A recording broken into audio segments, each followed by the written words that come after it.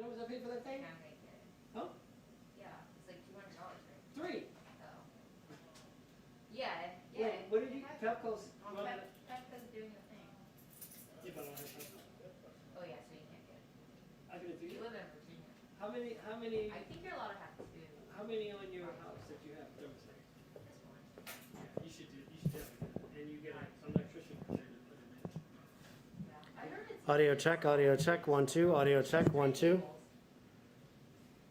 it's not. Audio check. I think it's just 3. Did you move? Oh, it doesn't. You need, audio doesn't go? yeah, would you mind? Yeah, No, it should. no. You should have audio through here. You guys will do audio? Audio check, 1, 2, audio check, 1, 2, 3, 4, 5, 6, 7, 8, 9, 10. Audio check. Thank you. Yeah.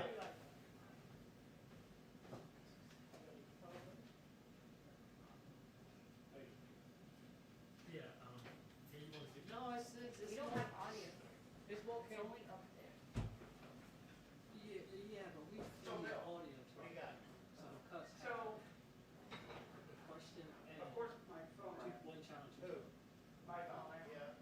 So, I have a what's question. the, Why are you why do you here? preset the second pool So you get more January? chances? Is it just because it doesn't go to anything down in our rack, or what's I'm the? asking. I don't know. Cable? Well, we? No, Yeah.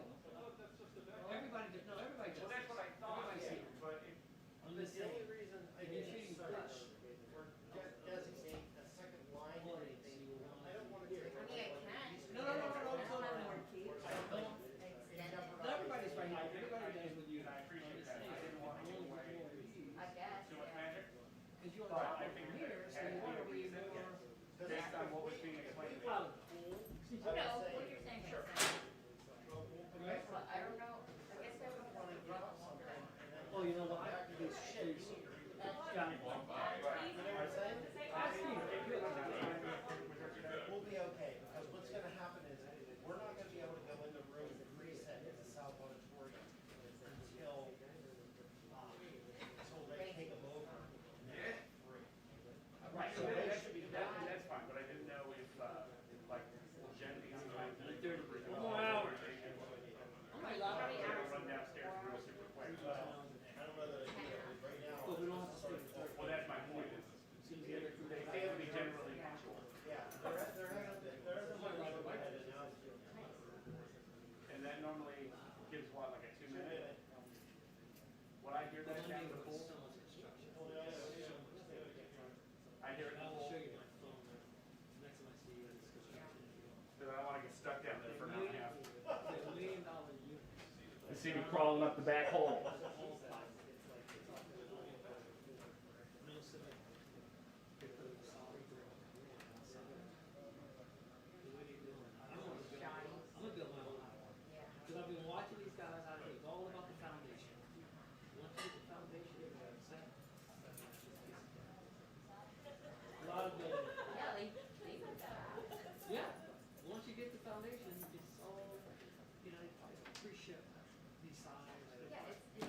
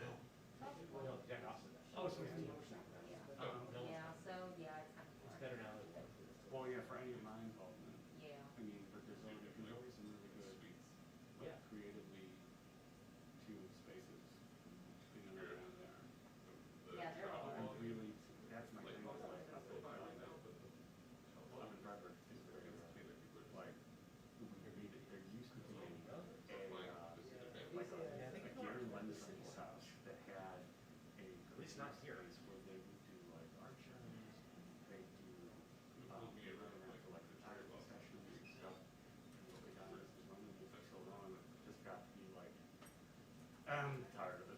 I can't just stop doing it, and then now I'm going like occasionally right here from the times, but that's basically it. So, Oh, okay, yeah. That's like,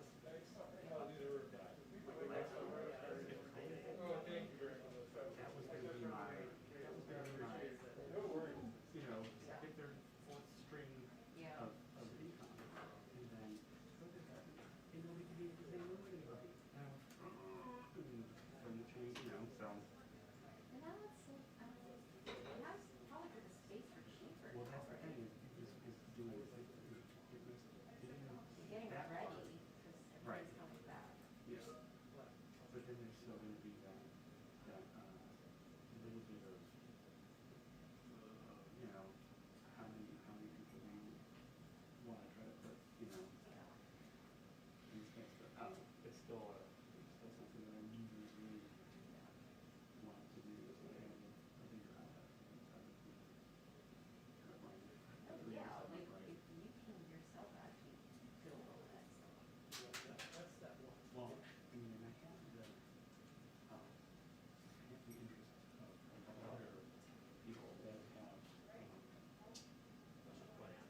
smaller production companies that I've done, that I've flown for and such, so. Like they would rent out the Oh, space, yeah, like they would be very interested in utilizing the space.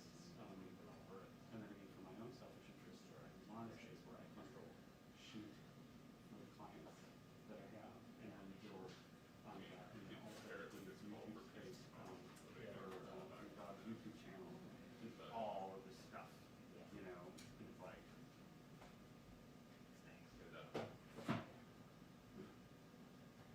okay.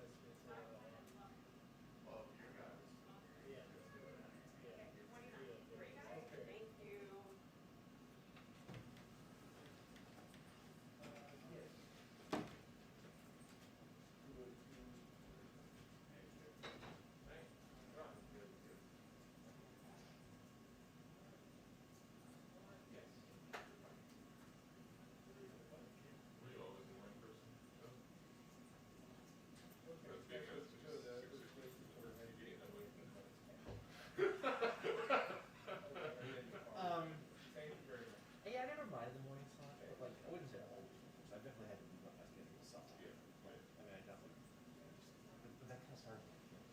Yeah, of course. So it became less managed. Right. If you're on, it's six. I guess 5. You can make it work in an hour. Because I have the gear set up mostly, pretty much. But if I have to go maybe to a set, then I have to go to 30 miles. Then it's like, yeah, right.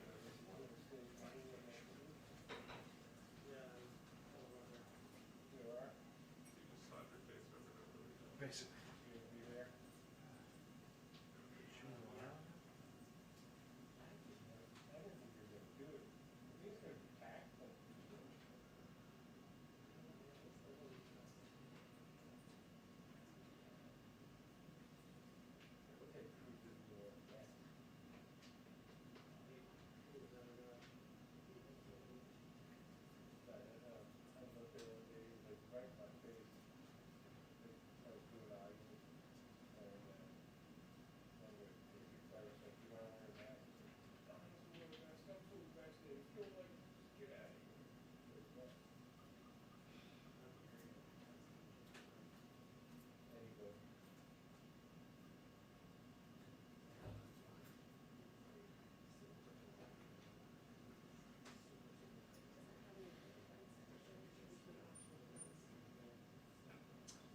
No, he's got the virtual, what is it?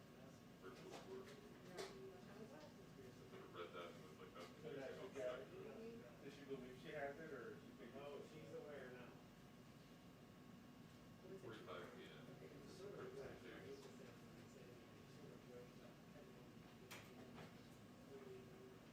So are we going in after the tour See, again?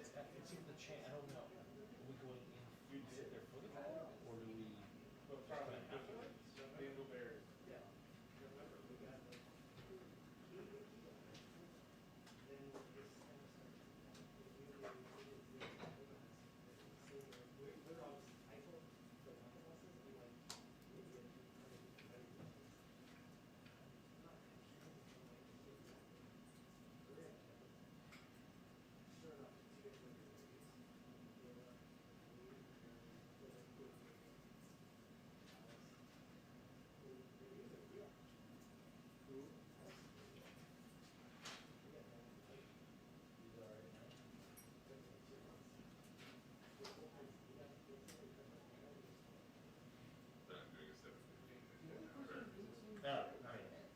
sleeping in. For me, a humble Sleeping in. non-child rearing adult. Usually afraid that I'll lose the report. Yeah, it's like it's very like, What is this option? Is that Yeah. transition? I'm like, she's definitely, I was the only one where. everyone's here, they're just not. They haven't made a 2-minute warning yet, so there's no reason to We'll actually be here. hear it on the internet. Not yet, and he's Yeah. gonna find out he has run stuff. He does. Well, he had a pacemaker. Oh, really? A pacemaker? Like a week ago, yeah. You know he had a pacemaker? That's the case. Dude, we were in Belgium with Hurricane last week. We went to the beer store and because they're just like a lockdown. The guy in the beer, the guy who owns the beer store turned out like a rat at the one time. He's like, I'm talking about how people never wore masks or whatever. He was obviously like a white worker. And he's like, I don't believe in masks. He was wearing one because his hat was like, bacteria go through it. Like, I didn't say anything. I was like, yeah, I should believe you and not all the science that's out there.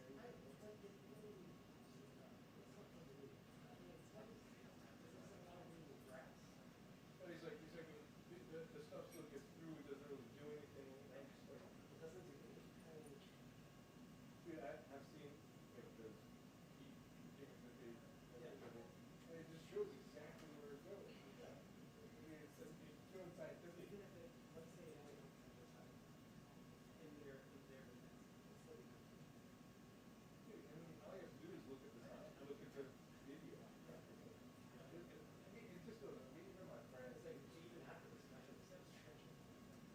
The other, even my friend who lives in Montana, who's like totally like not like she believes in all that stuff. She's like, yeah, my friend's pregnant. She's not gonna get the vaccine because she's got the baby. And I'm like, everything you read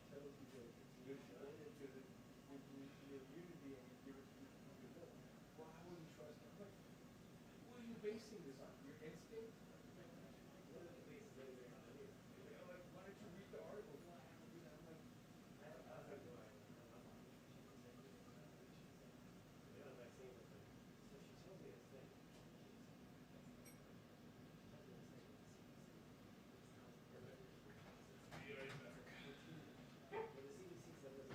from this way, take a long step around. Oh, yes.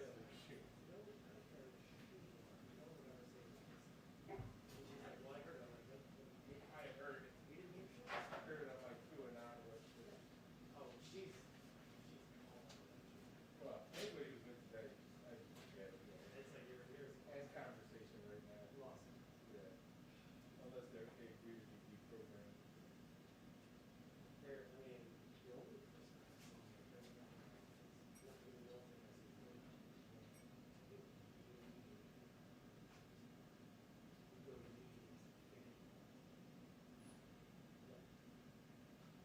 Trying to figure out how to, how to use that.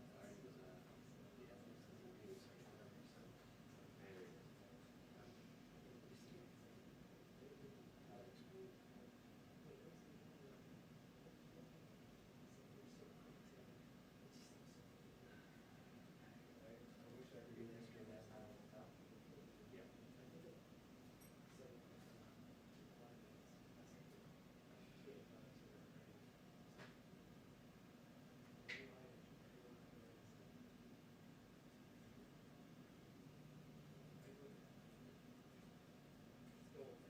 It's cool.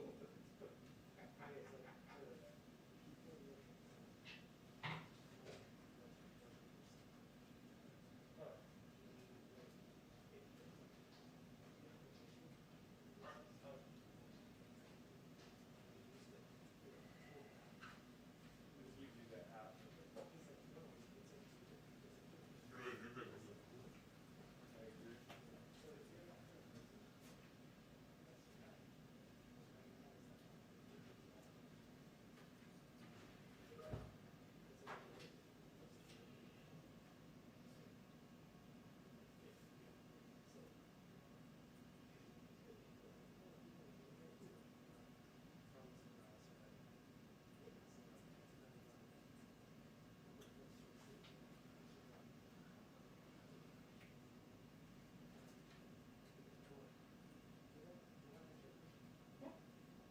You have to get past that. Yeah, because you grew up, you were so you know all about religion. Do we like find So you know the Bible. Yes, I do. What's the dog ones? Dogs. Yeah. Well, those are the new types. Yeah, they're regular. They're You'll get a couple pairs of those. Yeah, that made right.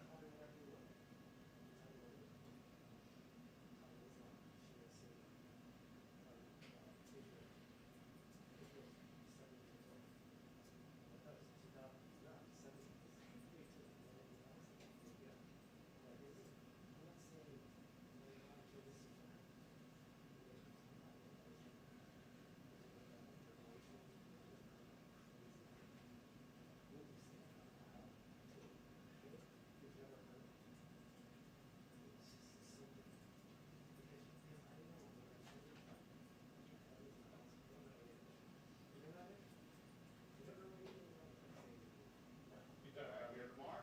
The actual words of the Bible. What God is.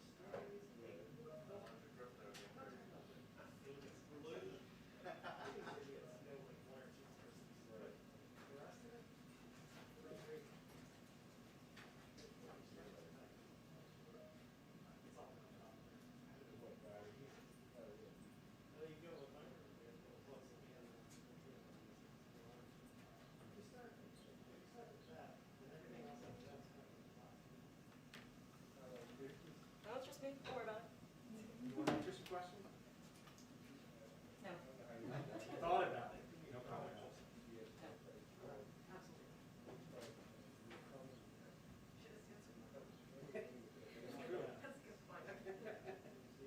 No, I know the phrase obviously. This is French pilot who built his own airplane. He flies around South Sudan. He was the most amazing documentary film I've ever seen. He should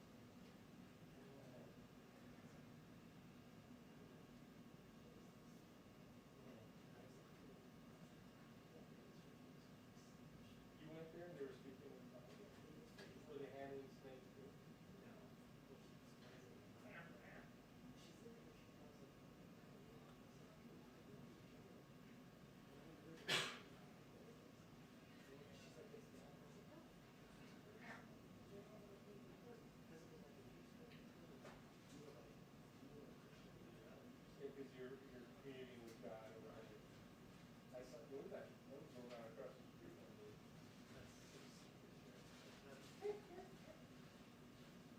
What they do on TV is like.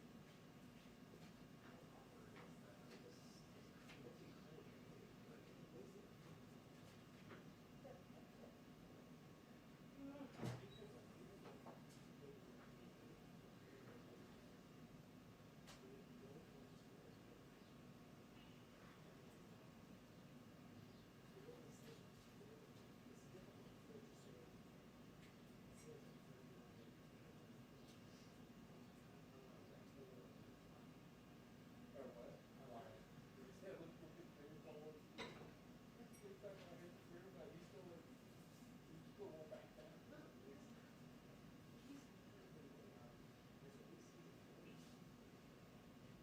He's less dishonest than ever. He's like, look, I don't want to get.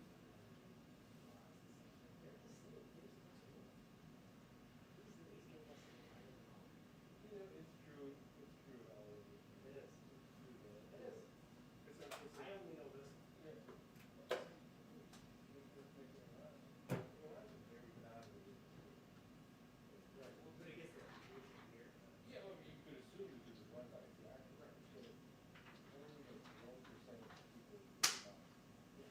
So I was in Turkey with my dad, and he was telling me that Turkey's not so, even though it's secular, That's you know, true. for 2 years, you don't have to wear a veil. But people like, he said, much higher some people wear masks. Really? Okay. Yeah, like, nobody goes. Like, How do you think it's so high? So. because they just kill everybody. Yeah, that doesn't. It's just, you know, it's completely suppressed. And they have. That'll do it. I mean, they know it's all this birthday, they basically like, Will they benefit? yeah, It's like here, same with it. yeah, of course. I mean, it's like, you know, you can't drink, can't, men and women who got married can't go mingle, can't, you know, they have to cover that up. But then all the kids that are homeless, all the pounds, they have like niche food for you. You can't do anything about it because you're people. So they're so having a community that they don't care about posting the pictures of themselves in bikinis next to a pool. Putting up drone shots of them drinking food. This is showing Jerry Hall. Yeah, but I mean, they're even more open about it. They'll go,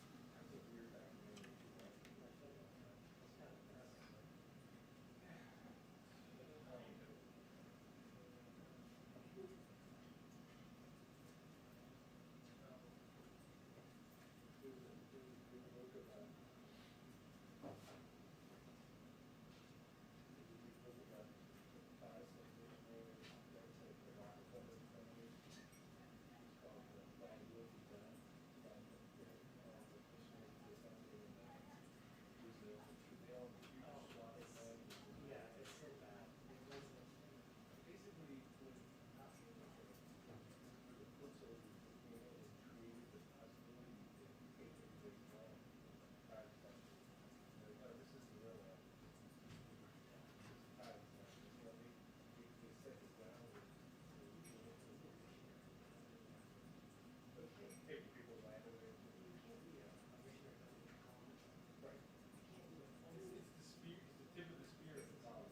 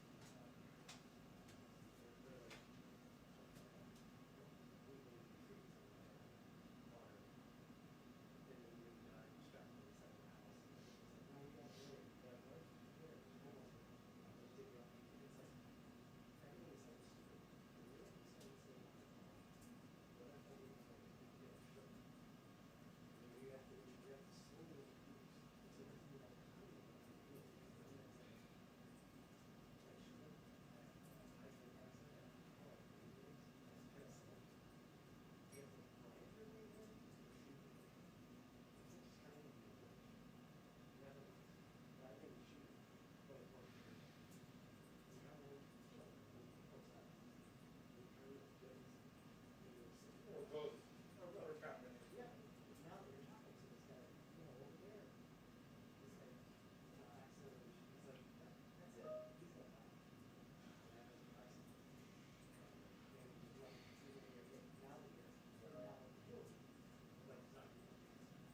I guess, yeah, that's why a lot of it has coincides with like, some of the doctors and stuff.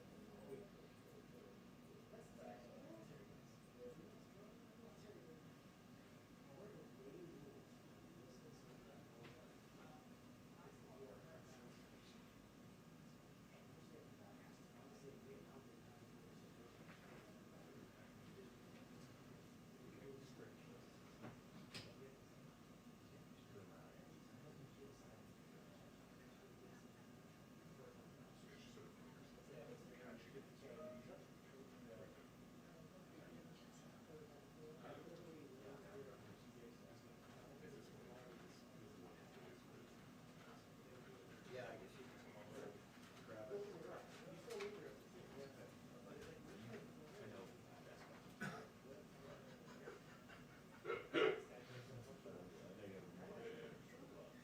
It's kind of interesting because it's less specs market. Skunks? I asked what some. I remember. You seen it at the hunt fair? Yeah, when Hey, the- finish filling with arrows.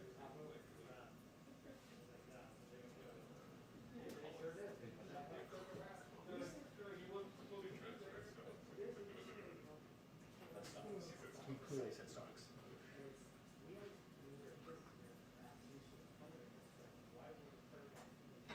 Okay,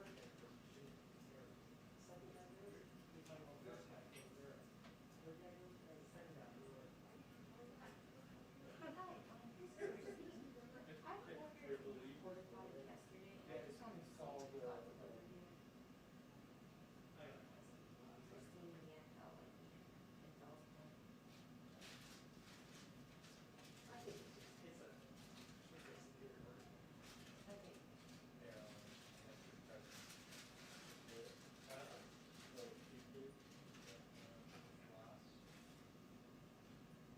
thank you so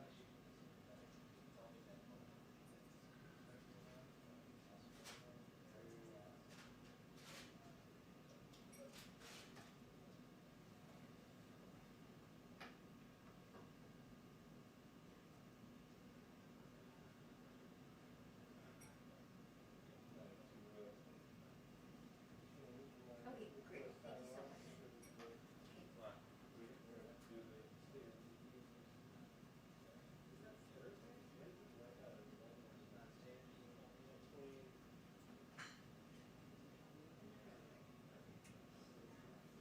Two minutes until the press briefing, 2 minutes until the press briefing, thank you. We'll just hope we come smart. That's how they talk. Yeah, exactly.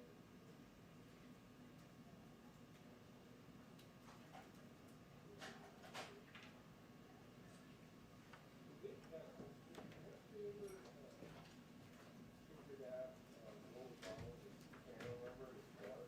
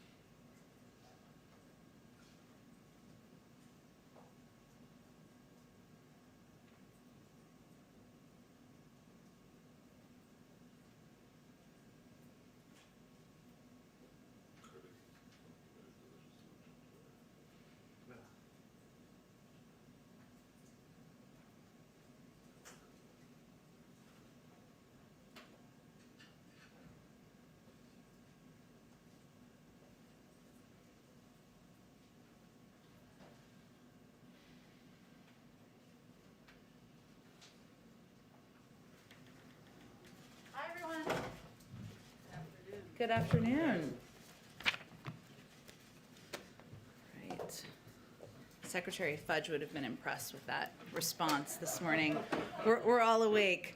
A couple of items for all of you before we get started. This afternoon, the President will take a virtual tour of a Proterra electric bus and battery manufacturing plant in Greenville, South Carolina. He'll be joined by the Republican Mayor of Greenville, Knox White, Knox White is his name, sorry, underscoring the bipartisan support for the clean energy infrastructure investments in the American Jobs Plan. During the visit today, the President will make 3 stops around the manufacturing plant and speak to employees about different aspects of the company's work, including battery installation, body assembly, and final inspection of the buses. The American Jobs Plan includes a total of $45 billion to accelerate the adoption of zero-emission transit buses and school buses to achieve the President's goal for all U.S.-made buses to be zero emissions by 2030. This includes $25 billion for zero-emissions transit vehicles and $20 billion for electric school buses. There are currently 475,000 yellow school buses, that sounded like a lot to me, that serve 25 million children, and 95% of them are powered by diesel. And there are nearly 85,000 transit vehicles, including buses, that still run on diesel or gas, which are linked to asthma and other health problems that hurt our community. So replacing these buses with clean technologies will create good jobs, support domestic manufacturing, tackle a major source of greenhouse gas emissions, and improve the health for many around the country. Also this morning, our COVID coordinator, Jeff Zients, had his weekly call with governors. He announced that this week, 28 million doses will go out across channels, with the vast majority going to jurisdictions. This is consistent with last week's allocation. He also reminded the governors that there's a significant amount of vaccine supply in the system, and the federal government stands ready to help states put shots in arms as quickly as possible. With that, Jonathan, why don't you get us started? Thank you, Jen. Just a few minutes ago in the Oval Office, the President spoke about the trial of Minneapolis police officer Derek Chauvin. He says, quote, "I'm praying the verdict is the right verdict." And he says, "I think it's, quote, overwhelming in my view." So I have a couple of questions on this, if we could start there. What precisely did the President mean? What is overwhelming? And does this mean the President thinks the police officer should be convicted on all counts? Well, the President has clearly been watching the trial closely, as many Americans have been. He was also moved by his conversations with the family yesterday. He knows the family, and as somebody who has been impacted by grief himself, that was a large part of their conversation, the conversation he had just yesterday. As he also noted, the jury is sequestered, which is why he spoke to this. But I would expect that he will weigh in more further once there is a verdict, and I'm not going to provide additional analysis on what he meant. You're not able to clarify what is overwhelming, the evidence, the case presented by the prosecution? We're not going to get ahead of the outcome. I expect when there is a verdict, he will have more to say. Okay, well, as you say, the President made note that he only spoke out today because the jury was sequestered. But of course, everyone else in Minneapolis and around the country could hear what he said. They'd be in a position to hear what he said today. We know there are worries about unrest. Is there now concern that the President's words could add to that if the, quote, right verdict is not reached? Well, first I would say that regardless of the outcome, the President has consistently called for peace. And our focus, as we are working with state and local authorities, is on providing the space for peaceful protest. And that will be consistent regardless of what the outcome of this the verdict is. Okay, and then one more on this. The judge overseeing the case was in pretty harsh language yesterday, sort of asked politicians to not weigh in on the matter. Is there concerns now that the President's comments could be grounds for an appeal or even causing a mistrial? Well, I wouldn't. I think those were comments the judge made yesterday. Again, the jury is sequestered, which the President also noted in his comments. He certainly is not looking to influence, but he has been touched by the impact on the family. Hence, he called the family yesterday and had that discussion. And again, I expect he will weigh in further once there is a verdict.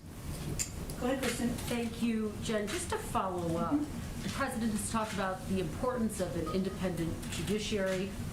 Why is it appropriate for him to weigh in on the verdict, even though the jury is secluded? I don't think he would see it as weighing in on the verdict. He was conveying what many people are feeling across the country, which is compassion for the family, what a difficult time this is, for many Americans across the country who have been watching this trial very closely. The jury is sequestered. That is different from where things stood just yesterday, and he noted that in his comments as well. He did call for the right verdict, though. Why is it ever appropriate to have any type of characterization before the jury has a say, especially for the President of the Again, United we're States? going to wait for the jury to come to their conclusion, and that is when he will have more extensive remarks about the outcome. This administration, this president has been very clear in condemning rhetoric that it sees as adding to a climate of discord. Is it a double standard to not condemn or speak out against the comments by Maxine Waters, even if she didn't mean to imply violence? Well, first I would say that the Congresswoman has provided further clarification of her own remarks, and I would certainly point you to that. And if we're looking in this scenario, we're looking at a family who has lost someone. They've just watched a trial. They've seen the video play over and over and over again. Families across the country have watched the trial, watched the video play over and over again. Clearly, the impact of trauma and the exhaustion is on communities of color around the country more than it is on others. And the president recognizes this is an extremely painful issue, and of course, sympathizes with everyone who feels the grief of George Floyd's passing, as well as the killings of so many other people of color at the hands of law enforcement. And, I think having a conversation with his family yesterday, as someone who has been through trauma himself, that was a big part of their conversation, as I believe George Floyd's brother also conveyed. You feel it deeply in your heart, and I think that his comments were a reflection of that. And very quickly, I know there is a lot of focus on trying to get the George Floyd legislation passed through the Senate. It's passed through the House. Where does that stand, and will the president move that effort up in terms of his list of priorities, particularly as he approaches his 100th day in office? Well, first I would say that addressing policing across the country, addressing what he feels, racial injustice, what he feels is one of the 4 major crises we're facing as a country, continues to be a top priority for the president. And certainly moving the George Floyd bill forward through the Senate, the president would be eager to have that happen and eager to sign that bill into law. And he is not only kept abreast of it, he remains engaged in it with his team here and also directly. Go ahead, Josh. I'll come back to you, Kristen. Go ahead, Josh. May I ask for an update on the president's goal to reopen schools? Is his goal still by the end of this month to have majority of K-8 schools open at least one day a week? And if so, do you think he'll hit that goal? And to what extent is the administration worried by some of the more recent outbreaks we've seen among older age students tied to these new variants of the virus? Sure. Well, our goal remains to have the majority of schools open 5 days a week, and that is certainly something that is being led, that effort, by our Secretary of Education, and they've been providing regular updates. There's numbers that we look at on a month-to-month basis. We remain confident we can reach that goal. They're also, because of the CDC steps that they put out publicly, it seems like months ago, maybe weeks ago is more accurate to say, we know that those measures are effective and they can help mitigate risk in schools, and our Department of Education and also, of course, is working very closely with schools on implementing those and ensuring kids can be safe, but we remain confident about our path to reaching that goal. You're pleased with the progress so far. To what extent are you concerned that rolling closures are going to drag into the fall? This is a core promise of the president to get schools open where he can. Absolutely, and it remains a core promise. It remains something that his Secretary of Education is leading the effort on. I think the last data we've seen was from February, I believe, because of the reporting requirements, which showed that there was an increased number of schools that were open and also an increased number of schools that were open 5 days a week. And so we feel we're on the right track. And these mitigation measures, including wearing masks, including taking steps to provide social distancing opportunities, the money that's going out the door to schools and school districts that need that assistance, are going to help us continue to make progress. And with regards to your comment around the call with governors today, as you know, of course, the production of J&J has been relying on that one plant in Baltimore coming up. The J&J is now no longer citing its goal of delivering 100 million doses by the end of June. They're saying they'll deliver 100 million, but they're not saying when. How does this impact the president's goal? Of course, it was the availability of those shots that led him to say that every American there'd be enough shots for every American by the end of May. What is his current goal? And do you think that that plant will be online soon, given the FDA is involved in it? Well, of course, that's going to, with the second part of your question, of course, it's going to require FDA approval. As you know, there's a meeting on Friday to determine what's next as it relates to J&J, and hopefully we'll learn more then. We'll see. But our goal, we remain confident in our ability to meet the needs that we feel will be out there in the public by the end of May. And we will have enough vaccine for every American by the end of July without J&J. That is based on the supply that we've ordered from Moderna and Pfizer. And Pfizer, as I know you've probably seen, has also announced that they are going to work on expediting their own manufacturing and delivery of their vaccine. So we are confident we'll be able to meet the demand in the public. Now every American over 16 is eligible to receive the vaccine, and our focus is on continuing to encourage people to get shots in their arms. Sorry, one other quick one. There was a report yesterday in the Journal that the administration is considering reducing the amount of nicotine that can be in cigarettes, and also restricting or banning menthol cigarettes altogether. Is that something you can update us on about whether the administration favors either of these positions? I have seen the report, of course. I don't have any policy proposals to preview today. We will review a range of policy options in line with the President's public health goals. But to reiterate, there are no policy proposals or decisions to review today. Go ahead. Thank you, Jen. One more question about the comments from Sure. Congresswoman Waters. The House Minority Leader Kevin McCarthy is accusing her of inciting violence, and then you had the judge yesterday calling her words abhorrent and saying that she was being disrespectful of the rule of law. I just want to be very clear here. Does the White House condone the Congresswoman's comments? Well, first I would say again that the Congresswoman clarified her own comments. And what I can do is speak for the President's view, which is that it's important to provide a space and an opportunity for peaceful protest, but protesting should be peaceful. That's something he has consistently advocated for, and he will, regardless of the outcome of the trial. She was calling on some protesters to perhaps get more confrontation. And she's had additional comments since then, right? Yes, Okay. she has. Which But- provide so- additional but I guess- clarification. But I guess my question is, does the White House believe that those kinds of comments are helpful in the middle of this trial that everybody knows could lead to more violence and unrest? Well, again, I can speak to what the President's point of view is, which is that it's important to provide an opportunity for peaceful protest. That's what he's continued to advocate for, what he's consistently advocated for.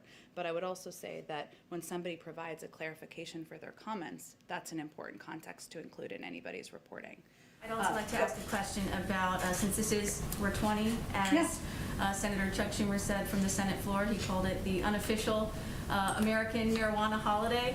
And he said that he now supports legalizing marijuana on a national level. Is this something that President Biden would support? Well, the President supports leaving decisions regarding legalization for recreational use up to the states, rescheduling cannabis as a Schedule II drug so researchers can study its positive and negative impacts. And at the federal level, he supports decriminalizing marijuana use and automatically expunging any prior criminal records. He also supports legalizing medicinal marijuana. So that's his point of view on the issue. So if the House and Senate pass a bill legalizing marijuana at a federal level, would the President sign it? Well, I just have outlined what his position is, which isn't the same as what the House and Senate have proposed, but they have not yet passed a bill. Go ahead. Okay, go ahead. Sorry, one final question, if I could. Some people in prison on marijuana charges are asking President Biden to keep his campaign promise and release them. Where is President Biden on keeping that campaign promise? Well, I think when I'm talking about rescheduling cannabis as a Schedule II drug, so that is also going to have an impact on the criminal justice system as well. Go ahead. Thanks, Jen. It's clear that dividing lines on the traditional infrastructure portions of the president's job and infrastructure package are the paid-fors. The president says he's willing and open to compromise. Republicans seem willing to support new and higher user fees for Americans who use roads, bridges, and airports. But the president has insisted that such fees violate his campaign pledge not to raise taxes on Americans earning less than $400,000. Is the president's idea of compromise just adjusting the corporate tax rate, or is he willing to budge on these user fees? Well, first, the president's pledge, which you touched on, which he outlined on the campaign, and he's reiterated since, that he's not going to raise taxes on people making over $400,000 a year. He's not going to budge on that pledge. So that is a line in the sand for him. But this package and this proposal is really about creating millions of jobs. It's about investing in and modernizing our nation's infrastructure. It's about ensuring that caregivers have the support they need. It's about providing broadband access to Americans across the country and leveling the playing field. That's what the discussion should be about. He believes it should be paid for, and there are really two options. Either you put the burden on the backs of corporations that can afford to pay more, or you put the burden on the backs of the American people. He's happy to have a debate about that particular issue. Cool. Democratic lawmakers are called on the Biden administration to scrutinize potential bank mergers more aggressively, arguing the Justice Department has approved too many, leading to higher fees for consumers and reduced access. Is the White House looking at this issue, and does it share those lawmakers' comments, concerns? Well, we've certainly seen the comments, and the president supports competitive markets and thinks robust competition is good for consumers and for innovation. He has appointed and will continue to appoint highly qualified people who are focused on vigorously enforcing our antitrust laws. That's one of his objectives he looks at. Of course, the Department of Justice, which handles these mergers in collaboration with the banking agencies, are probably the right sources to look to for additional content or comment. Sure. And last question. There have been at least 3 fatal crashes attributed to U.S. Tesla drivers using autopilots. The NTSB has urged regulators to be more aggressive in overseeing that technology. Is the White House engaged on this issue, and do they share the opinion of the NTSB? Well, I know the Department of Transportation, as you noted, is aware of these incidents involving Tesla vehicles, and that the National Highway Traffic Safety Administration, otherwise known as NHTSA, immediately launched a special crash investigation team to investigate the crash. They're actively engaged with local law enforcement and Tesla to learn more about the details of the crash, and will take appropriate steps when they have more information. And of course, they remain in touch as appropriate with our teams on the ground, teams in the White House. But does the White House have any concerns or anything specific? Well, it's appropriate for it to be handled through NHTSA and NTSB, so that's where it's being handled. Go ahead, Caitlin. Thank you. Yesterday you said the White House did not want to get ahead of the jury's deliberations, but of course the jury is still deliberating. So what changed? Well, the jury is now sequestered, which is a significant change, and certainly we want to allow them the space and time to consider and make a decision about what they believe the verdict should be.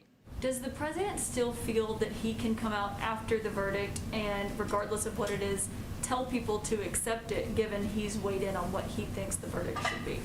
Well, again, I think anybody who's been watching the president, and you guys are probably tired of me saying that his position is that he believes there should be space for peaceful protest. He's been consistent in that. That will be his point of view, regardless of the outcome. That is what we've been communicating publicly, but also locally to mayors, to governors, to local law enforcement, as we're communicating in preparation. So that's consistently been his view, and he'll continue to advocate that regardless of the outcome. And so what made him want to weigh in today on this before the verdict has come down? Well, I think he was asked a question, if I followed it closely. It was my question, but I asked him what his message was for the Floyd family, not what he thought the verdict should be. Well, I think, Caitlin, he obviously has been following this trial quite closely, as many Americans have been. He has been, was obviously impacted by his conversation with the Floyd family yesterday, as somebody who has lived through loss and trauma himself. And he certainly has his mind and his heart on what is happening around the country as people are digesting and watching these videos and watching this trial go forward. So he knows the jury is sequestered, as he noted in his comments, which is certainly a different place from where it was yesterday.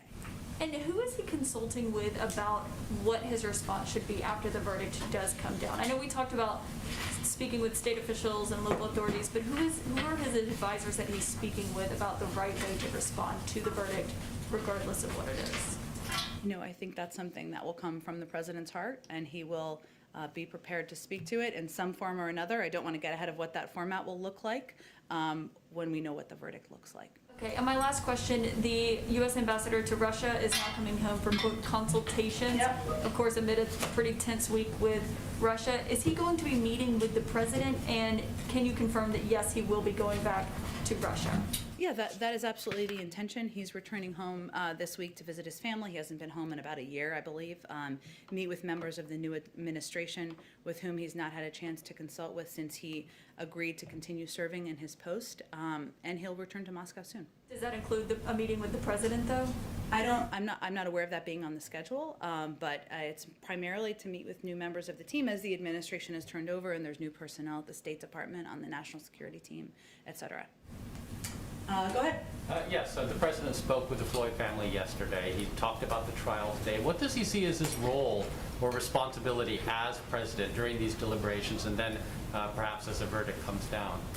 Well, I think one, the president, as I've noted a little bit in response to some earlier questions, is certainly was touched by and impacted by his conversation with the Floyd family yesterday. He met with them last year. It's a family he feels he knows a little bit, and he's somebody who has been through trauma and loss himself. And so if you put all the politics aside and everything else, that's something that is an immediate, unfortunate bond between people who have lost family members. He also understands this is an extremely painful moment for many people in this country who are exhausted, who are tired of seeing one person after another lose their life at the hands of law enforcement. He's aware of that and the need for reform. So I would say, I'm not going to get ahead of what the outcome is or what the verdict is, and I would expect you'll hear some comment from the president. I don't know what format that will look like. We'll have to see what the verdict is once it is concluded. The jury has made their decision, and that is concluded. And we'll see what his role is moving forward. And he'll continue to call for calm. Okay, and what is the White House's goals for the climate summit later this week? Sure. And were they pleased to hear that Vladimir Putin would be speaking at it? Well, we invited him to attend, as we did 39 other global leaders. So I would say first we're going to have a briefing call later this evening to give you all a better rundown of the schedule, the speaking, and what is planned for speaking at the summit. So I know there's been kind of a mix of reporting out there, but we'll give you more of a full rundown later this evening. But the president's goal is really to convene the world's major economies and other key voices to galvanize efforts to keep the vital goal of limiting warming to 1.5 degrees Celsius within reach. And we know we have had some backstep on that, which the United States has been certainly a part of over the last couple of years.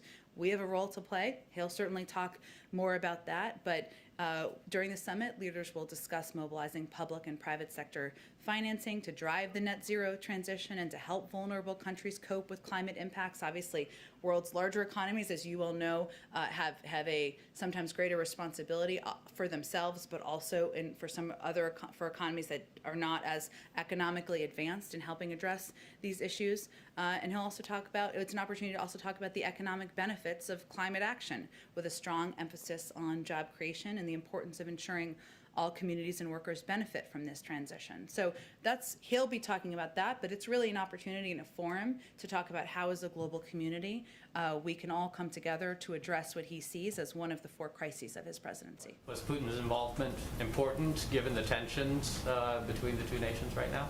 Well, I think it's important for any large economy and developed nation to participate in a climate summit because the world's largest emitters are also, for the most part, aligned with the world's largest economies or the most populated countries. And so hence those are the people who are invited, and it just sends a message about the recognition that addressing the climate crisis is something that even when you have disagreements about other areas, we can agree on that. We know if Xi Jinping will participate as well? I believe that almost every leader who was invited is attending, but they'll give you more of a rundown of that later this evening and a more detailed rundown of the speaking program as well. Sure. Go ahead, Francesca. Thanks, Jen. You just suggested that the format that the president's remarks would take after the Chauvin trial could depend on the outcome of the trial.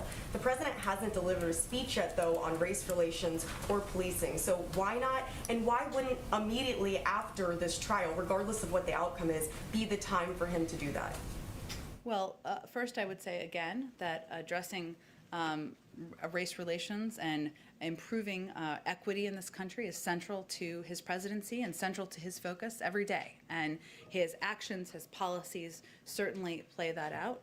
I'm not going to get ahead of what the outcome of the trial will be. And I'm just attempting to set an expectation about that we'll decide what's appropriate and what the country needs to hear once we know the verdict and once we see the outcome. You also said that he had been engaged directly on policing reform legislation. Has the president picked up the phone and called any Senate Republicans, such as Republican Senator Tim Scott, about policing reform legislation? I don't have any calls to read out for you, but I can tell you that in his conversations with Democrats and Republicans, and he's spoken with many of both, he talks about a range of issues.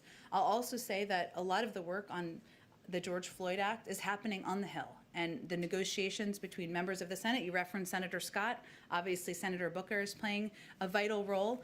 They're going to have to work together with other members of the House to determine where there can be agreement and what an outcome can look like, and if they can come to agreement on that. That's the status. The president would love to have a bill come to his desk so he can sign it into law. Well, last summer, policing legislation stalled because they couldn't come to a consensus on issues like qualified immunity, no-knock warrants, as well as bans on chokeholds. So what is the president's position on qualified immunity, and does he think that Democrats should agree to pass legislation that perhaps doesn't ban no-knock warrants or ban chokeholds, but would restrict their use in some capacity, such as limiting federal funding or something like that, in order to get Republican support for that bill and get a bill passed into law? Well, we're going to allow Democrats and Republicans in the Senate to negotiate amongst themselves about what they think a final outcome or a final agreement could be.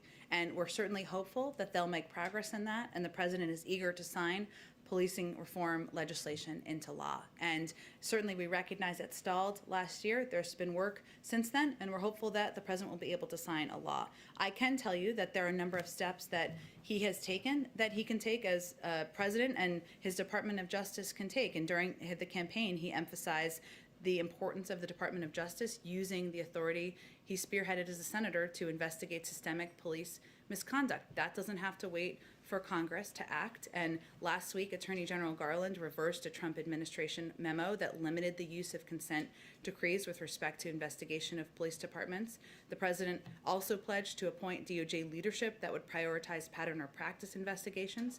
He has 2 critical nominees pending who would do exactly that, Vanita Gupta and Kristen Clark. He, of course, supports, as I already noted, the George Floyd Act. He has also called in his initial budget for increasing funding for the Department of Justice's Civil Rights Division by millions of dollars in order to advance accountability and reform for abusive police practices. And finally, multiple states have taken action. Is it enough? No, it's not enough. He wants to sign federal legislation into law, but his own administration has taken steps, even while that legislation is working through the negotiations that happen in Congress. Do you have, and I know you need to move on, but can you share with us what the president's position is on qualified immunity, no-knock warrants, or chokeholds? I don't have anything new to share with you from what he said on the campaign trail. I'm happy to provide that after. I'm sure you're familiar with his views. Go ahead. Hi, thanks, John. Following up a little bit on a question earlier, President Biden still opposes the legalization of marijuana. You outlined what he does support, but why does he still oppose taking this step? At this point, public polling indicates about 2/3 of Americans support legalizing marijuana. The Senate leader in his own party obviously is pushing for it. Huge numbers of elected Democrats, many more states are pushing forward with marijuana legalization. Why is he reluctant to sort of take that final step and support legalization? Well, as you know from covering this, rescheduling cannabis as a Schedule II drug would allow for researchers to study its positive and negative effects. He wants to look at that. He, of course, supports decriminalizing marijuana use. He supports leaving decisions up to the states, and he supports legalizing medicinal marijuana. But he'll look at the research once that's concluded.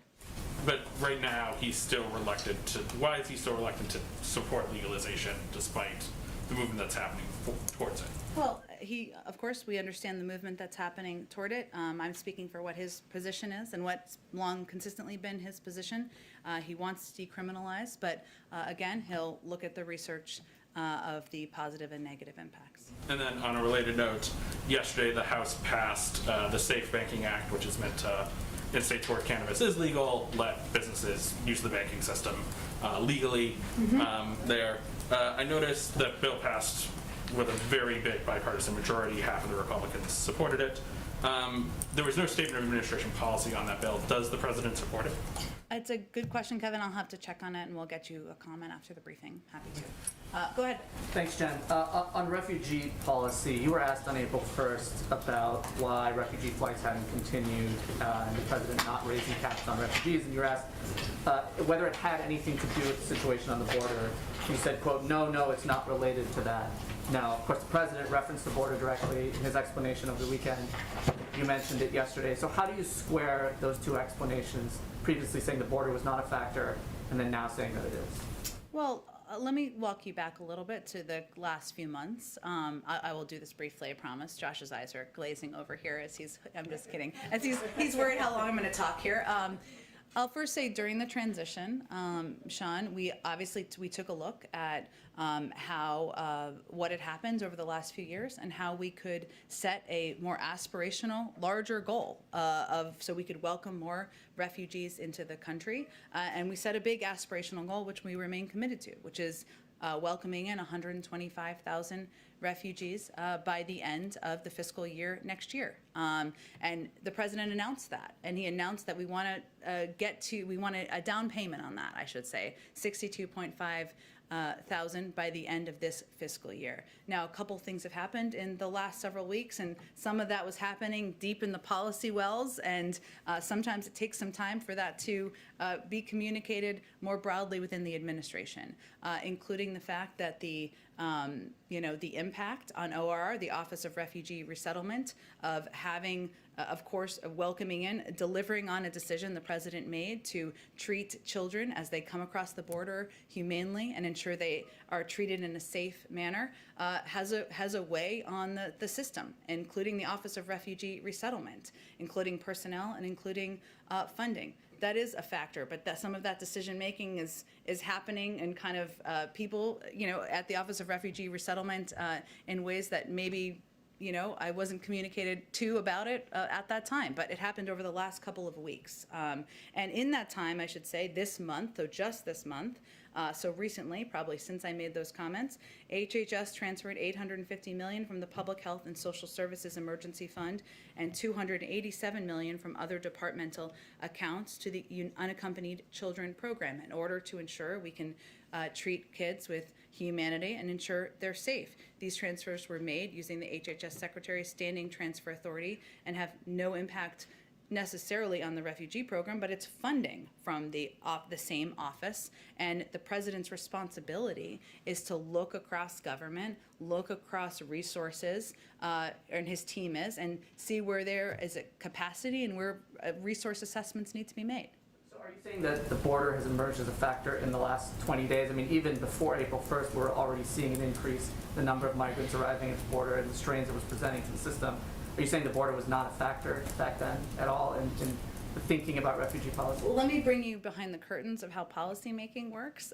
You assess over time, and you look over time at your systems, your resources, your processes, what changes need to be made within government to address issues as they're arising. And certainly we've seen, of course, there's been a number of unaccompanied children and need to reopen shelters or open shelters across the country. Taking care of children and doing it in a humane way costs money, and that's something that has certainly had an impact. But a big part of, as we've looked at and assessed challenges here, the primary obstacle to reaching the goal has been the decimation of the refugee admission program under the prior administration. And as you know, there is part when refugees arrive and they are resettled and provided benefits by ORR. There is also the vetting process that takes place, and through our State Department, this was all decimated under the last administration. And we had to make an assessment of that as well. That happens over a progressive period of time. There's not a magic day when you wake up and an alarm bell goes off. You have to assess over time what the needs are and make changes as needed. And real quick, why did you guys identify May 15th as sort of the horizon for when you would announce a new cap on I expect it will actually be sooner than that, and we were always going to be assessing what our resources, our capacity would allow for, and but I expect it will be before May 15th. It's approximately a month from last Friday. May I just take a prerogative with my always unglazed over eyes and just follow up on this issue? Sure, it's an go important ahead. issue, but why not just raise the cap to your promise? The cap is just that. It's a cap. It's not a guarantee. You're not requiring that number of people to come in through the program. Why keep the cap lower, back off this promise? Progressives, of course, were skeptical of this president early on and through the primary. They're saying that this is a broken promise, arguably his first big one of his administration. Well, first, we're actually going to set a cap, a large cap soon, and I expect it's going to be before May 15th. But, I think we wanted to, you're right in the sense that the cap is just a number. Oftentimes throughout history, you don't reach the cap. The cap is just a number. We could set the cap at 100,000 or a million. It doesn't really. We're trying to send a message to the world that we want to welcome in refugees, and that's who we are as an administration. Hence, we wanted to provide greater clarity for what our overall objectives were, even if they weren't digested initially on Friday. I would say that one, we'll set that cap. Two, we wanted to assess, given the impacts of the decimation of the refugee admissions program, the need to move some resources around, what was possible. But we do want to set a large cap. We do want to send a message to the world that we remain committed to our objective. We've always been committed to the objective, and the goal of 125,000 by next fiscal year is really a question of how close we could get and what kind of down payment we could do this year. Go ahead in the back. Thank you, Jen. So just a quick clarification. When the president said, quote, "it's overwhelming," a few hours ago in the Oval Office, did he mean the evidence against Derek Chauvin was overwhelming? I think I've answered this question a couple of times. Okay. Go ahead. You have another question? I do. Still on the same topic, but as far as a response to the verdict, Sure. is a trip to Minneapolis on the table, and would he consider joining a demonstration? Well, we're not going to get ahead of what the outcome or the verdict is, and we'll make an evaluation about what the country needs at that point in time. Go ahead in the back. Hi, so I know you just in some ways answered the question about why, but I'm confused about why you won't clarify what the president said about praying that the verdict is right and it being overwhelming. The president obviously volunteered this information. No one asked him for his opinion about the verdict. Why not say, this is what the president meant? Well, Amish, I think, our objective is to the president was obviously clearly impacted by his conversation with the Floyd family just yesterday. He obviously has spoken to the video, the trial, the events of last year when they happened at the time, and he is impacted by the exhaustion and the trauma that he's seen across the country over the last several weeks. I think it was a reflection of that, but again, we're not trying to provide greater information about predictions of a verdict.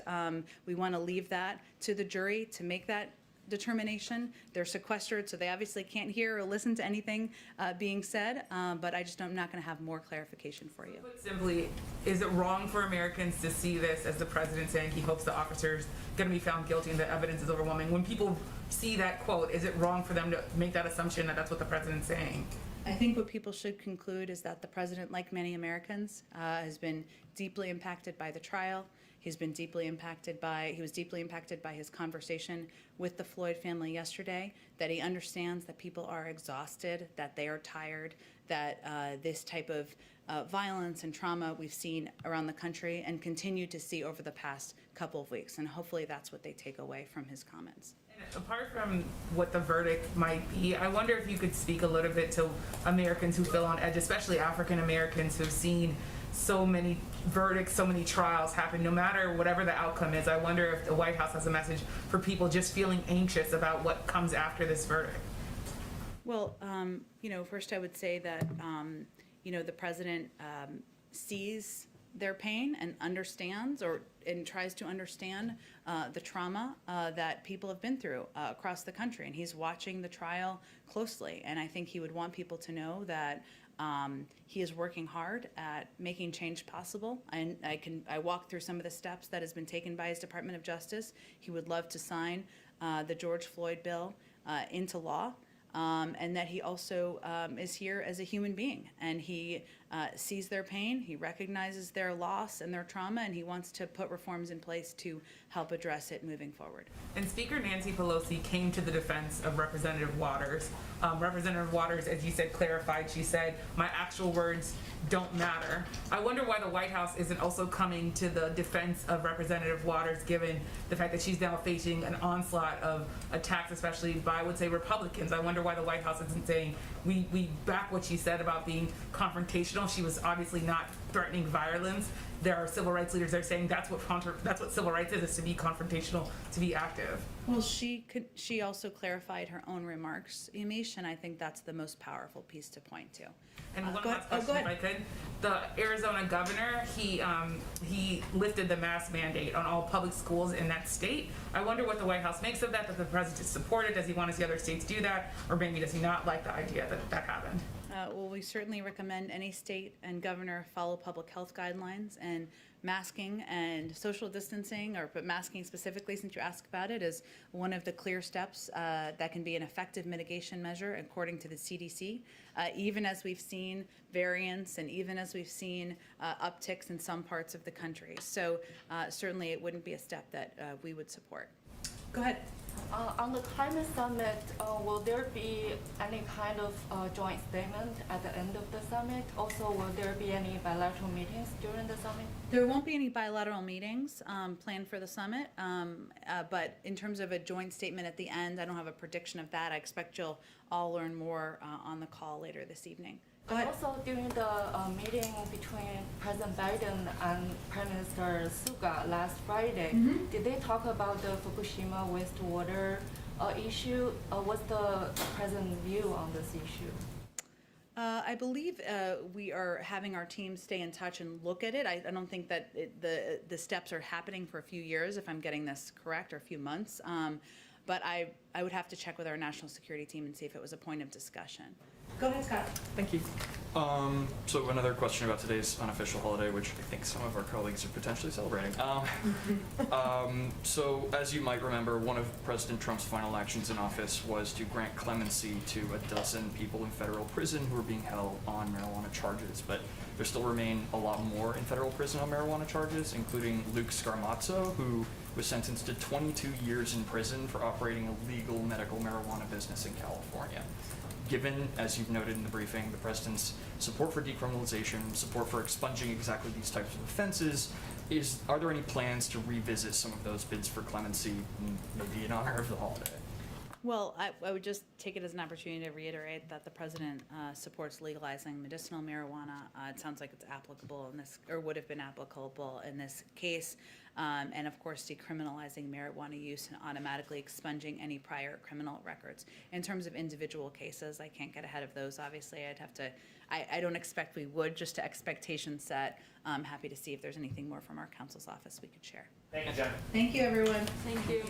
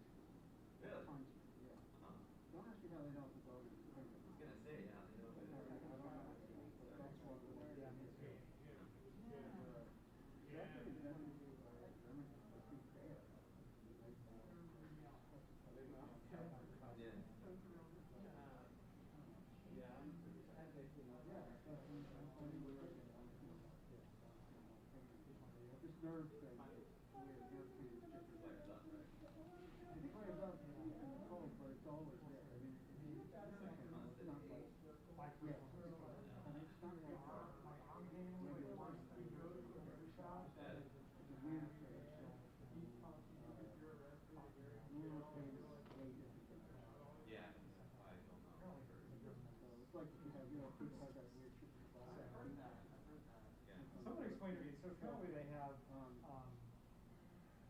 very similar to Pfizer in they're both mRNA, but the Moderna tested 5 times more active antibodies than Moderna shows 5 times more. They put the material in it here. So there's some thought that this induces a more sensory significant response. They're both in the end do the same thing. And now they're trying to test smaller doses. Just took it out. Smaller doses of Moderna. So get the same effect.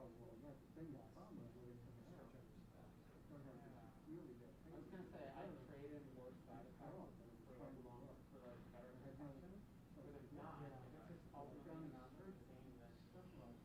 Or maybe you're more quickly connected. Yeah.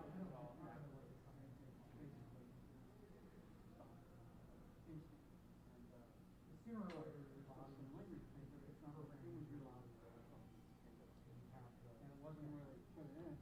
Okay. So now it's starting to hurt again a little bit, like you know how they say it's cold out of the clothes. Yeah.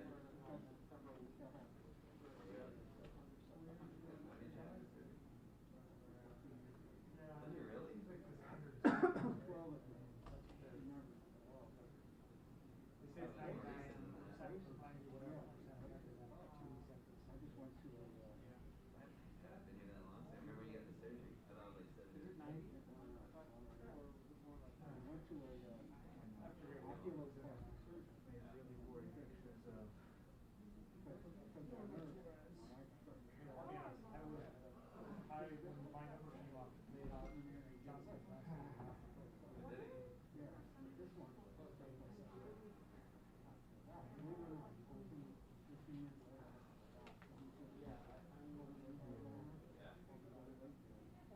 Did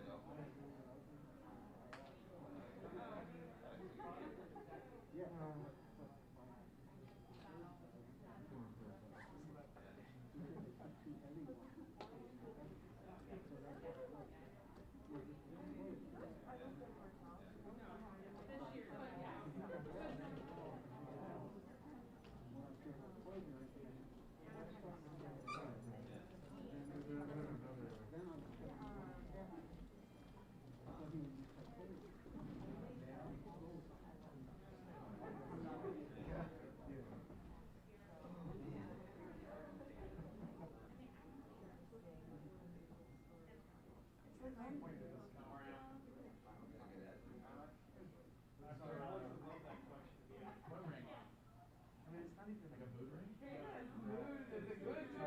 yeah, this one.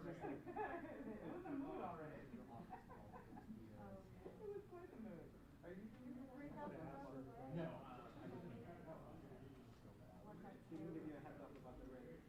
No. There's no idea. Do you have the ETA here or the?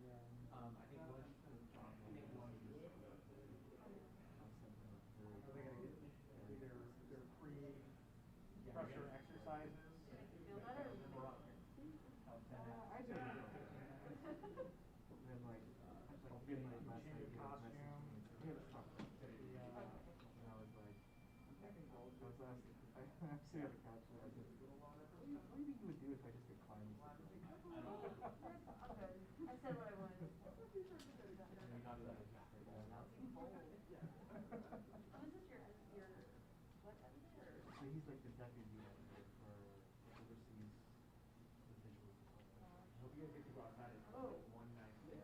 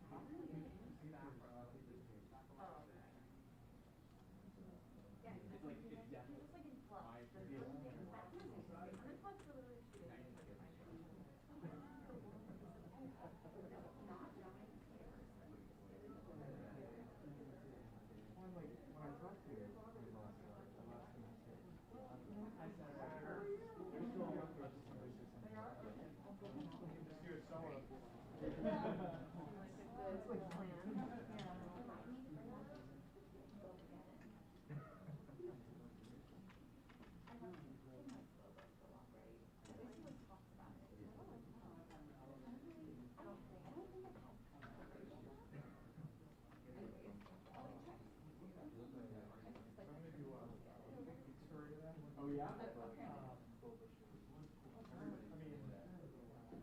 Get the clicks on it.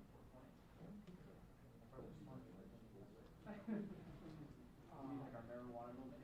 Yeah. Oh, is there one? Yeah, they did it yesterday.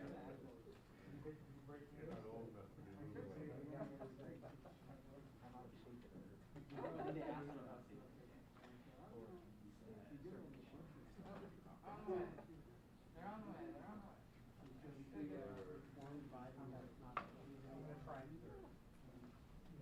I mean, he said it is, like, what, we'll talk later.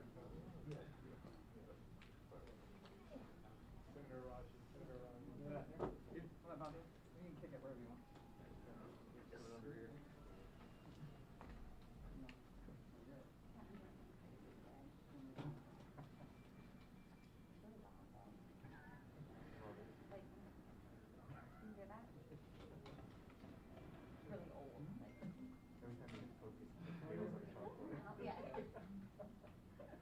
I'm here for it. Yes.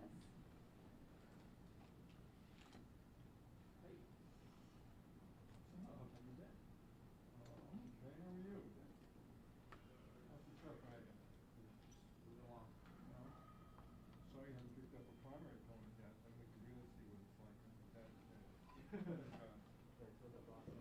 You got a movement too. People, that's too much. I'm gonna say with that.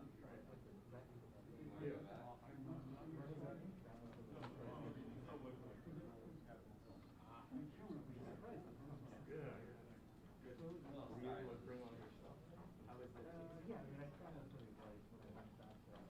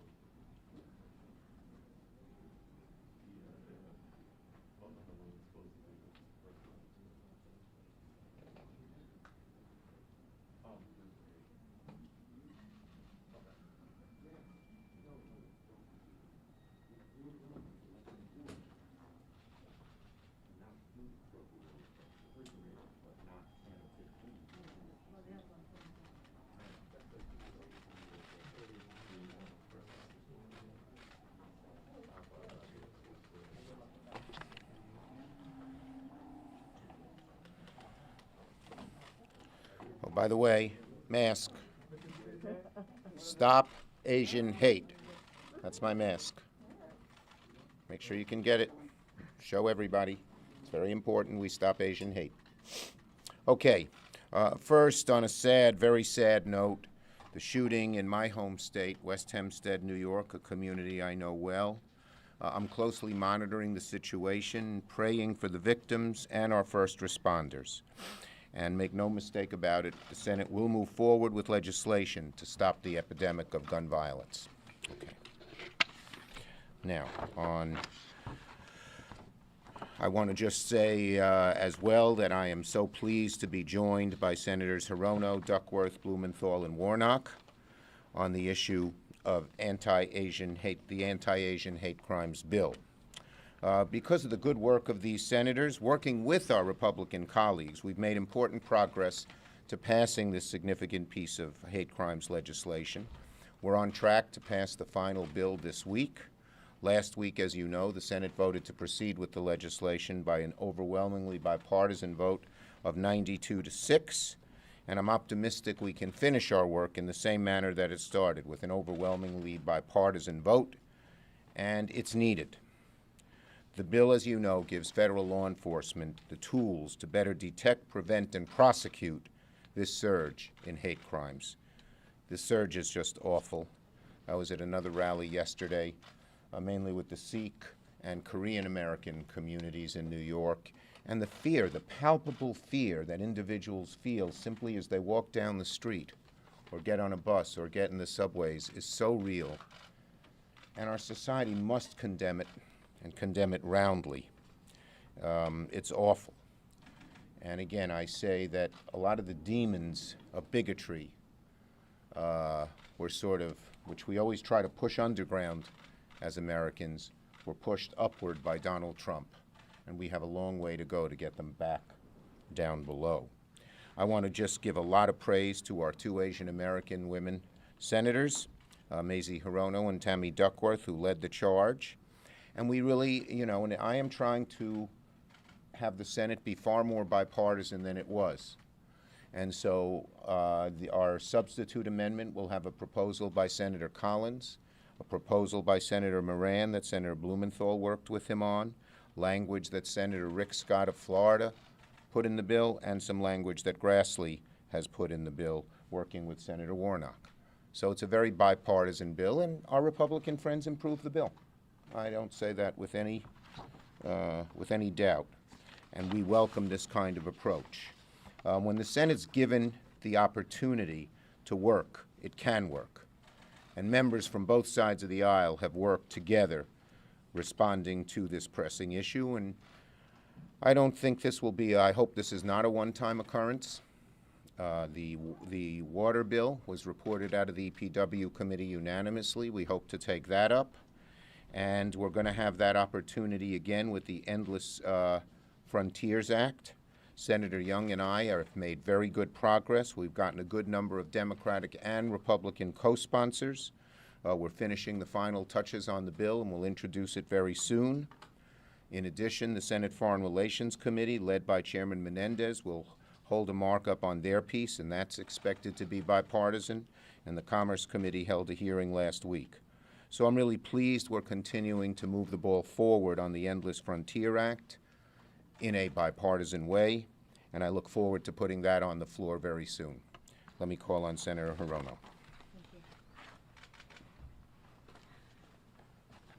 Thank you, Leader Schumer, and all my colleagues who are here, of course, including the Republican members of the Senate who have worked to expand the support for this bill while retaining the purpose of this bill, which the leader has mentioned is actually very reasonable, mainly that we'd like to see more reporting of these kinds of unprovoked hate crimes against AAPIs and incidents of that nature. So that is the substance of the bill, but I can tell you that the AAPI community is under siege. They feel very vulnerable, and to a great extent, in the history of our country, they have felt very invisible. That is why this bill is so important, modest as it is. It is a modest start to recognize that these kinds of hate crimes cannot continue and cannot be tolerated in our country. that this bill is very important to them because it truly is a bill that represents to the AAPI community the Senate and soon followed by the House, because there is a companion bill introduced by Grace Meng in the House, that this is the first time that we will stand up as a body to say that we condemn these kinds of crimes and we are going to recognize it for what it is, hate crimes, and we are going to do something about it.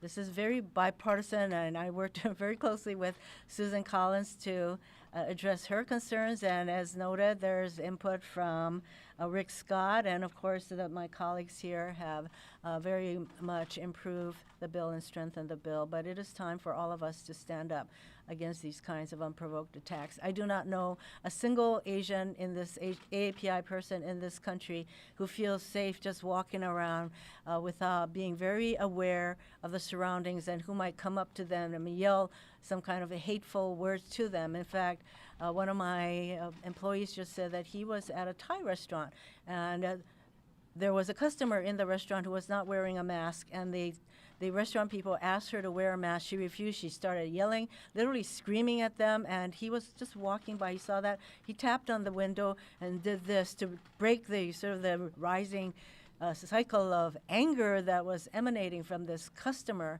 and then she proceeded to go outside and start to yell at him. So this is the kind of unprovoked incidents that occur every single day, multiple times. We need to get the data on this kind of occurrence, and we certainly need to do more than what's called for in this bill, but it is certainly a start and a meaningful start for the AAPI community. Thank you, Thank Senator you. Hirono. Senator Duckworth.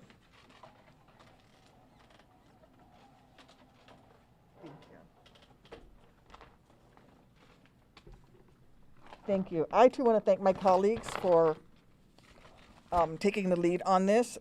We have the ability and the responsibility to fight back against this rise in hate crimes against AAPIs.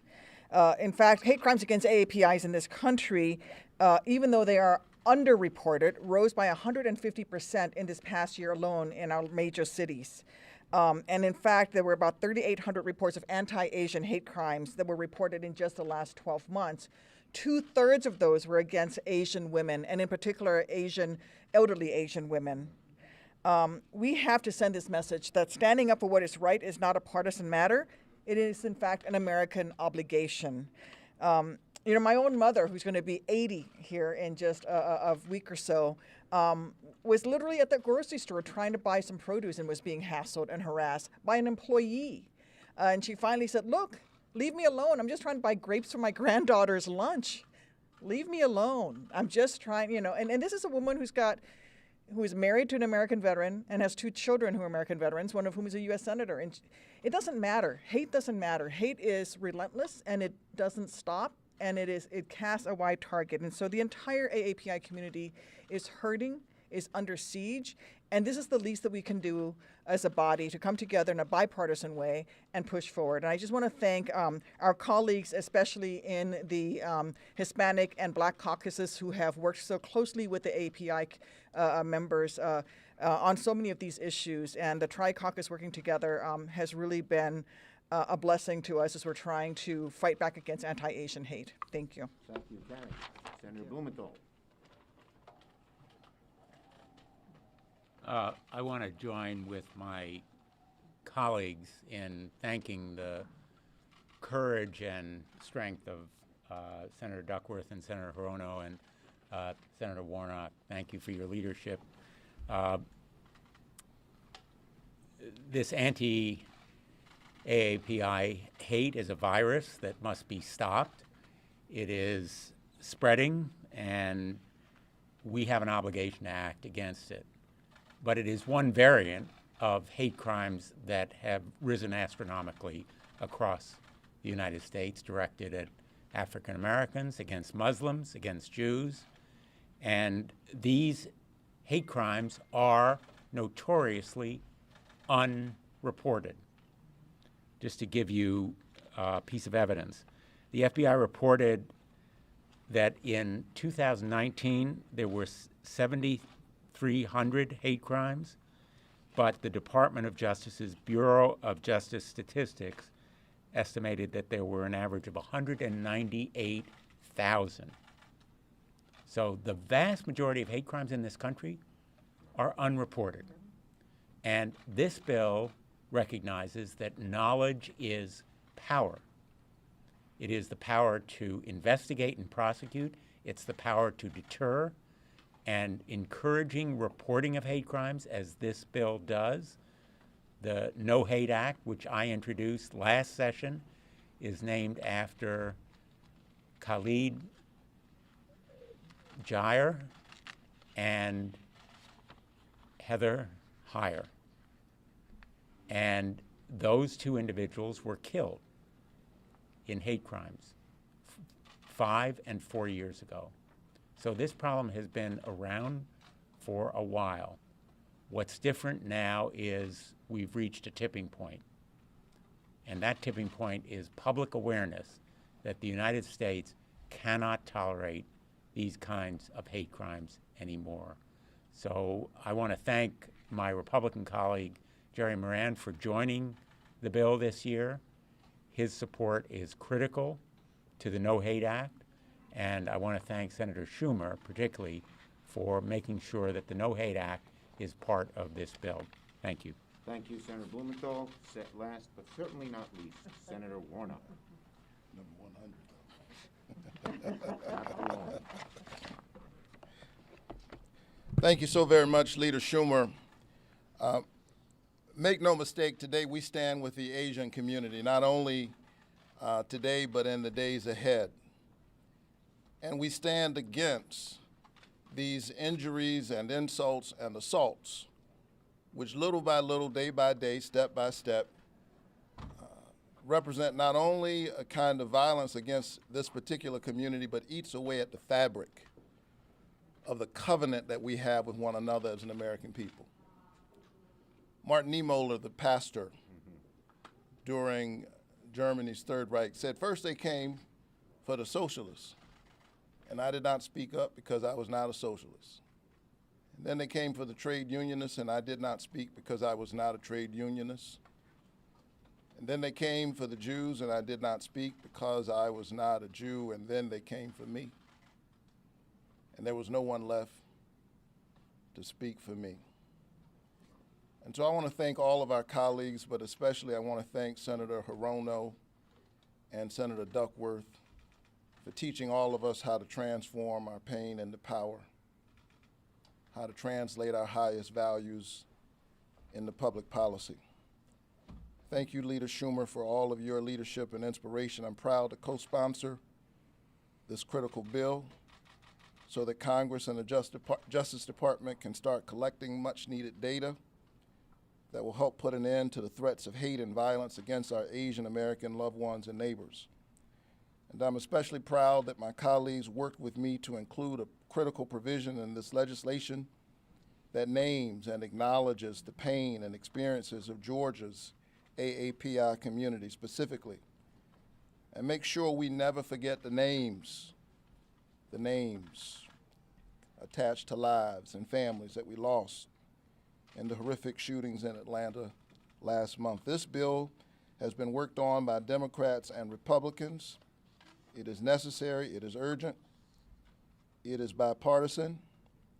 After what we saw happen a few weeks ago in Georgia, and we're seeing too often, violence against AAPI individuals that we keep seeing over and over again, it is absolutely critical for us to act. And so I'm glad about the work of the people that's gotten us closer to getting this bill over the finish line. Here's what's at stake. Dr. King said we're tied in a single garment of destiny. Whatever affects one directly affects all indirectly. He said injustice anywhere is a threat to justice everywhere. In that spirit, I hope that all of our Senate colleagues will join us in recognizing the importance of this legislation by affirming our commitment to standing up against hate and helping us pass this bill on the floor. Thanks. Thank you. Well said. Questions? Senator Schumer. Yes. Leader Schumer, I was wondering what your thoughts were on Congresswoman Waters' comments in Minnesota about being more confrontational if the verdict doesn't go that way in the Chauvin trial. Were those appropriate comments? Senator, Congresswoman Waters said she wants peace. Every senator wants peace. Yes. Senator, on that note on the trial, just what are your thoughts on the trial, on the trial where it stands? President Biden said today he was praying for the right verdict and that the evidence is overwhelming. Your thoughts on that? And just My what's the thoughts status are of that I the hope that policing justice is brought to the Floyd family. reform? And policing reform? Yes, next. I wonder if you can give us a status update on guns. Are you closer to a 60-vote solution? What would that look like? Yes. And secondly, we're coming up on 100 days of the Biden White House. I wonder if you can reflect a little on the lessons you learned from the Obama years and how you've applied those in the way you. Okay, with two separate questions. On the first one, Senator Blumenthal, who is here, and his colleague from Connecticut, Senator Murphy, are working very hard to come up with a proposal that can pass the Senate. And we're going to vote on guns. There's no question about it. We're going to vote on gun safety. The times demand it. And on the second one, look, I've said this before. In 2009 and 10, we did not put together a robust recovery bill, and we stayed in recession for too many years. And then we spent a year and a half negotiating on something good, the ACA, but didn't get anything else done, even though that was a good thing to do. We cannot make either of those mistakes again. The bonus. In light of your comments this morning about marijuana and wanting to pursue some marijuana legislation, are you committing to bring marijuana legislation to the floor? And do you think there's an opportunity, given the budget impact, that legalization might have to do some reconciliation options on marijuana? Well, I do want to bring marijuana legislation, legalization, decriminalization legislation to the floor, and we will, you will hear in a few weeks the legislation. It'll answer part of your second question that Senators Booker and Wyden and I will put forward. Manu. Given how volatile of a situation it is in Minnesota right now, why is it okay for any member of Congress to say protesters should get more confrontational? Everyone, all senators and Congressman Waters has said she wants peace. That's what we want. Yes. She said more confrontational. Yes. The White House endorsed the DC statehood bill today. Is that something that you're going to bring to the floor of the Senate? Or is that gonna Look, I believe strongly in DC statehood, and we will try to work a path to get it done. Absolutely. Thank you, everybody. What about policing reform, Senator? Policing reform, we are working on policing reform, and it's again something we hope to get done.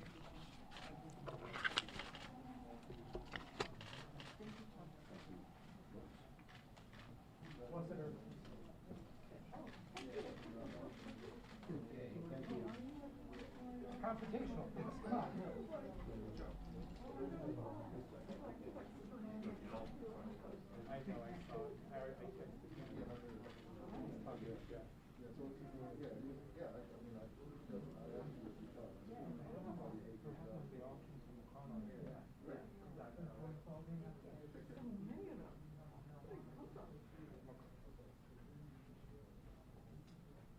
All right, Kevin, we're all done. Thank you. All right.